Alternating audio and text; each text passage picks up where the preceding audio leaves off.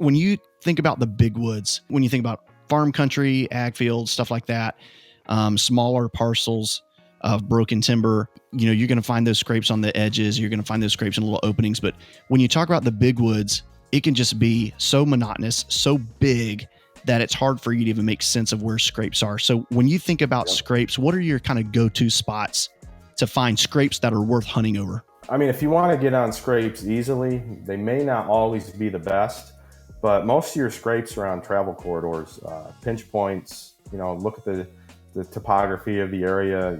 Find your draws, your benches, your saddles, wherever there's pinch point of increased travel. That's where a lot of these scrapes are made, because they're laying those scrapes down because they know a lot of other deer are using that travel route. So that's the easiest way to get on scrapes. I'm not the biggest fan of travel corridors unless it's on like prime weather days.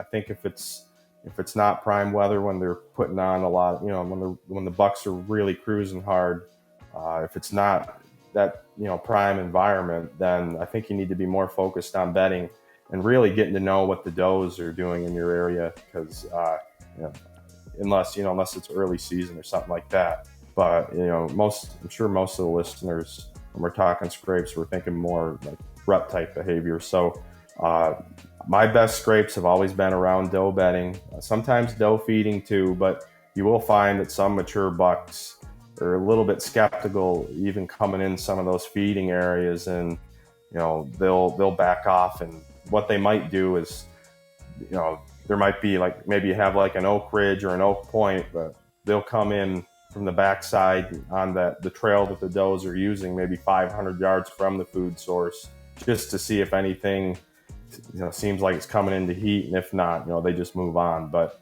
they seem to be more secure and more comfortable around doe bedding. And like I said, if you can figure out the doe bedding in your areas, and if you don't find scrapes there, especially on the fringes of it, a lot of these scrapes are right on the trails, that right on the edge of if you got does bedding in a thicket, a lot of times there'll be a scrape like right on the edge. And especially too, another thing you'll see and you'll get fooled is you'll find a lot of times a big rub right there, and you'll think, oh, bingo, buck bedding. But actually, no, it's doe bedding. A buck is still posting up sign there because, hey, he's letting everyone know, these are my ladies, this is my spot. So a lot of people get fooled on that. It's actually doe bedding, but a lot of times that's exactly where a scrape's going to be. Amazing scrape to hunt. You just got to play your cards right though, and not burn it out at the wrong time. But definitely for me, scrapes near doe bedding, that's been my biggest success over the years hunting scrapes.